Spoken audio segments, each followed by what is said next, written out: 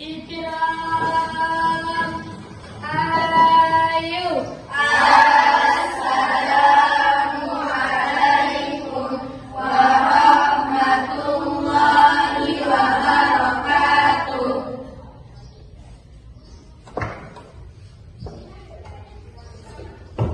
Silakan duduk. Baiklah, anak-anakku semua, sebelum kita mulai belajar, terlebih dahulu kita berdoa. Silakan dipimpin ketua kelas. Bismillahirrahmanirrahim. Alhamdulillahirabbil alamin. Allahumma shalli ala sayyidina Muhammadin wa ala alihi wa ashabihi fi kulli lahzatin abadan nabiyillah. Allahumma akrimna binuril fahmi wa akhrijna min zulumatil wahmi waftahna abwaaba rahmatika wansur alaina hikmataka ya arhamar rahimin wa ridwan mursalin wa ilhamal malaikatil muqarrabin wa sallallahu ala sayyidina Muhammadin wa ala alihi wa sahbihi wa sallam. Baik, sebelum kita mulai ke pelajaran yang baru, terlebih dahulu Ustaz absen dulu ya. Siapa yang saya sebut namanya, silakan bilang Hamid. Amalda, Anggraini, Baik Aira, Baik Kartini, Baik Nur Sakila, Elda Hanika Orpa, Erlin Maulida, Heni Anissa, Ilman Tuzaima, Lena Lestari, Nia Randani. Oke, baik. Alhamdulillah, pada kesempatan kali ini semuanya hadir. Kaifa halukunna fi hadzal sabah? Alhamdulillah. Oke, sabahul khair. Sabahul nur. Baik. Baiklah, tema pelajaran kita, materi kita pada hari ini yaitu infak. Sebelum kita lanjutkan pelajaran kita yang baru atau ke materi yang baru, terlebih dahulu saya ingin mengulang pertanyaan pelajaran minggu yang lalu. Apakah kalian masih ingat? Masih. Anak-anakmu masih ingat? Masih. Baik, coba sebutkan apa kesimpulan dari pelajaran kemarin. Nanti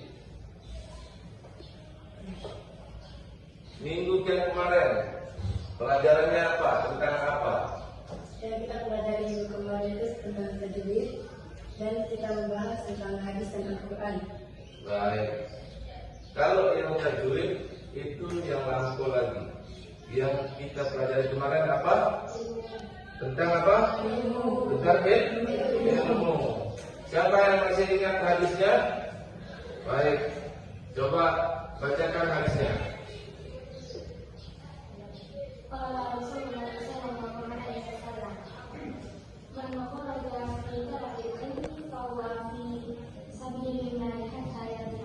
Barang siapa yang keluar untuk menuntut ilmu, maka ia di jalan Allah sehingga itu. Baik, betul? Oke, coba ulang bareng-bareng semuanya. Rasulullah sallallahu alaihi wasallam, man kharaja fi talil ilmi fa huwa fi sebelah sini. Man kharaja artinya apa? Fi talabil ilmi bahwa fi sabilillah Maka ia di dalam Allah. hatta yarji'a. Sampai ia kembali. Baik, sekarang kita akan melanjutkan ke materi baru. Sebelum itu, ikuti apa yang saya ungkapkan dari firman Allah berikut ini. Ya? Qala Allah Ta'ala. Mathalul ladzina yunfiquna amwalahum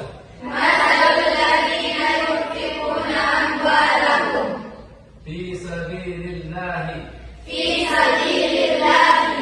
kamathali habbatin ambatat sab'a sanabin fi kulli sunbulatin mi'atu habbah wallahu yudha'ifu liman yasha' wallahu wasi'un. Sebelumnya sambil kita ucapkan sambil saya tulis ya. Baik. Apa? Allah Ta'ala. Oke, Allah Ta'ala. Mathalul ladzi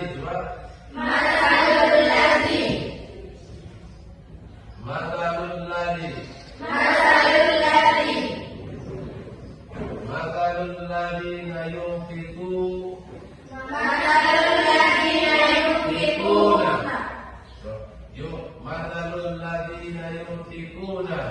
Mathalul ladzina yunfiquna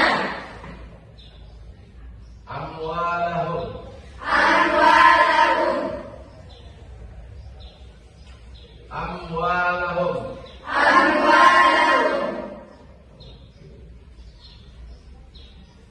fi sabilillahi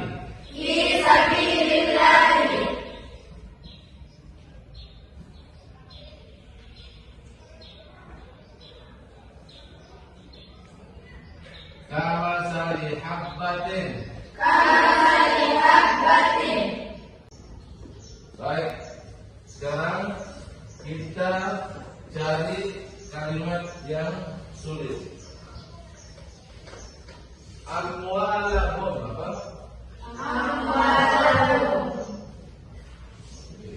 Amwalahum, ada yang tahu artinya? Amwalahum, ada yang tahu artinya? Ada yang tahu artinya amwalahum? Amwalahum asal katanya adalah malun. Apa? Harta mereka. Oke, selanjutnya kamathali habbatin. Apa?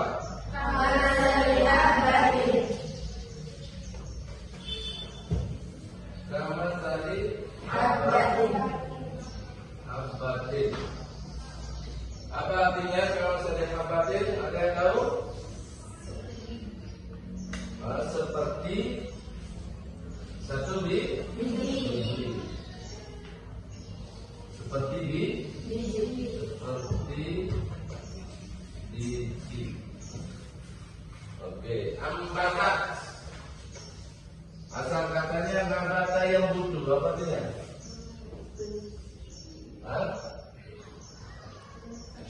Ambatat. Sekarang kita coba mengartikan apa arti dari ayat berikut. Bagaimana anak semua bisa mengartikan tanpa dituliskan artinya cukup dengan mufradatnya. Baik, coba. Mathalul ladzina yunfiquna amwalahum. Coba. Mathalul ladzina yunfiquna amwalahum. Perumpamaan orang-orang yang menginfakkan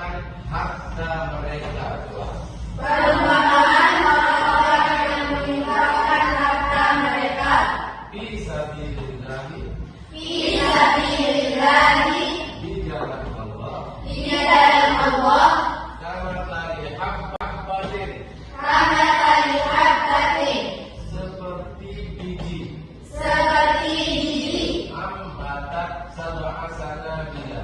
Ambatat sab'a sanabila. Menumbuhkan 7 tangkai. Coba. Menumbuhkan 7 tangkai. Fi kulli sumbulatin. Fi kulli sumbulatin. Di setiap tangkai. Di setiap tangkai. Mi'atu habbah. Mi'atu habbah. Yaitu 100 biji. Wallahu yudha'ifu liman yasha. Wallahu yudha'ifu liman yasha.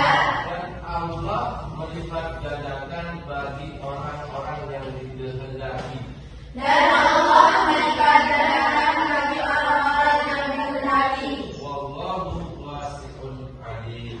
Wallahu wasi'un alim. Dan Allah Maha Luas dan Maha Mengetahui. Dan Allah Apakah sudah bisa ditangkap cara menerjemahkannya? Baik. Saya simpulkan dari ayat berikut ini ada seorang yang bernama Pak Syukur. Di suatu daerah ada namanya Pak Syukur. Beliau punya perusahaan besar dan pengusaha yang sukses. Dan beliau itu suka berbagi kepada masyarakat sekitar, menginfakkan hartanya di mana, di masjid, di madrasah, bahkan sampai-sampai mengumrohkan jamaahnya di sekitarnya. Nah, apa yang bisa kita ambil dari kehidupan seorang Pak Syukur seperti itu dalam kehidupan kita sehari-hari? Kira-kira apa yang bisa kalian nilai? Apakah Pak Syukur ini orang kaya dan dermawan, atau Pak Syukur ini orangnya kaya tapi tidak respon sama orang lain? Pak Syukur itu adalah orang yang kaya sekaligus dermawan, karena beliau tidak pelit dalam membelanjakan hartanya kepada orang lain.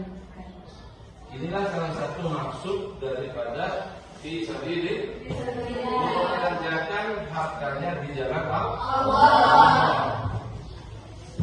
Nah, sekarang coba di setiap meja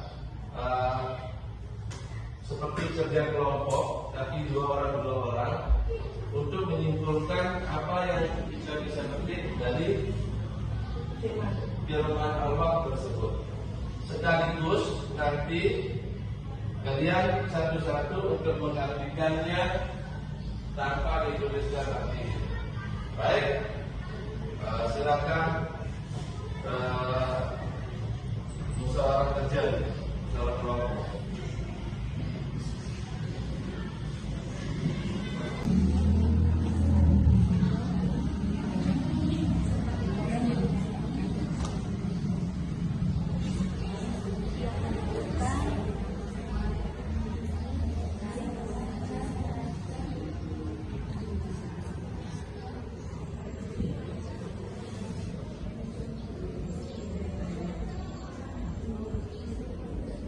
Baiklah anak-anak semua, setelah kita pelajari materi yang tadi, sekarang saya ingin melihat apakah ada di antara anakku semua yang sudah hafal dan bisa mengartikannya, dan kemudian dilanjutkan nanti sama yang menyimpulkan ayat tersebut. Baik, siapa yang berani angkat tangan? Oke, silakan ini. Maju kita berdua, ada yang mau terjemahkannya. Ayo maju.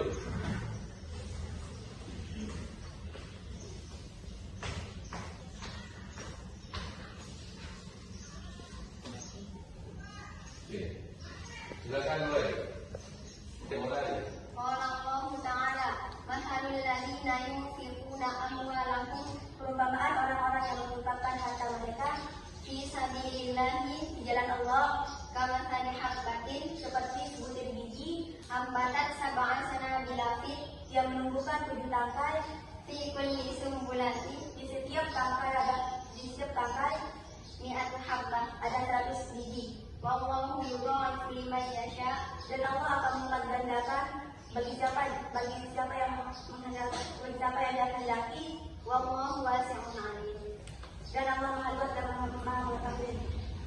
Baik, tepuk tangan.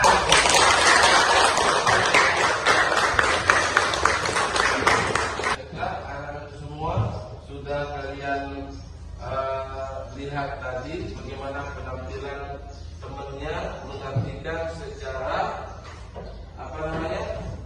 secara terpisah yang sangat mudah untuk dimengerti, baik arti secara bahasa maupun istilah.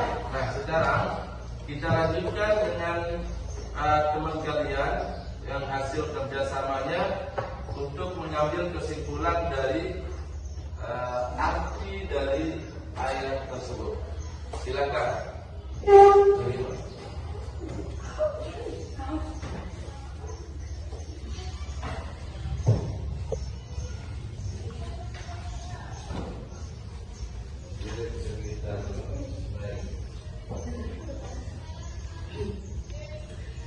Kesimpulannya adalah orang yang menginfakkan hartanya di jalan Allah bagaikan sebutir biji yang menumbuhkan 7 tangkai, yang dimana setiap tangkai ada 100 biji.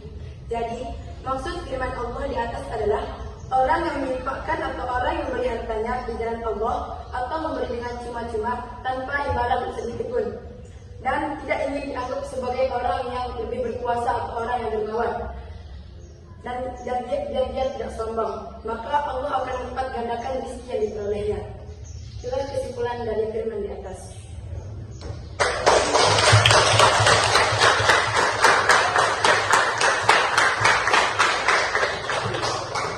Anak-anakku semua, setelah Ustaz tadi melihat bagaimana kalian menghafalkan, menerjemahkan dan juga menyimpulkan hasil belajar kita pada hari ini, alhamdulillahirabbil alamin, sudah cukup baik. Akan tetapi perlu saya tambahkan bahwa apa yang kita pelajari pada hari ini dapat kita amalkan di kehidupan kita sehari-hari. Kita harus rajin-rajin menginfakkan sebagian rezeki kita. Jadi jangan kita menjadi orang yang pelit. Jangan kita beramal karena ada firman Allah, karena dilipat gandakan balasannya, tapi kita beramallah, berinfaklah karena Allah Subhanahu wa Ta'ala, yang ikhlas tanpa mengharapkan imbalan balik. Jangan kita beramal karena ada firman Allah, karena dilipat gandakan balasannya, tapi kita beramallah, berinfaklah karena Allah Subhanahu wa Ta'ala, yang ikhlas tanpa mengharapkan imbalan balik, baru kita dapat. Dan infak atau sedekah yang kita berikan itu tidak boleh kita sebutkan lagi, ya. Kalau kita sebut jasa kita, nanti apa yang sudah kita berikan itu terhapus. Oleh sebab itu, mari kita ibadah, berinfak, bersedekah lillahi ta'ala, baik dengan harta, dengan benda, dengan tenaga dan lain-lain. Mudah-mudahan pelajaran kita hari ini bermanfaat dan kita semua menjadi anak yang saleh. Baik, sampai di sini dulu. Kita tutup dengan alhamdulillah. Assalamualaikum warahmatullahi wabarakatuh. Waalaikumsalam.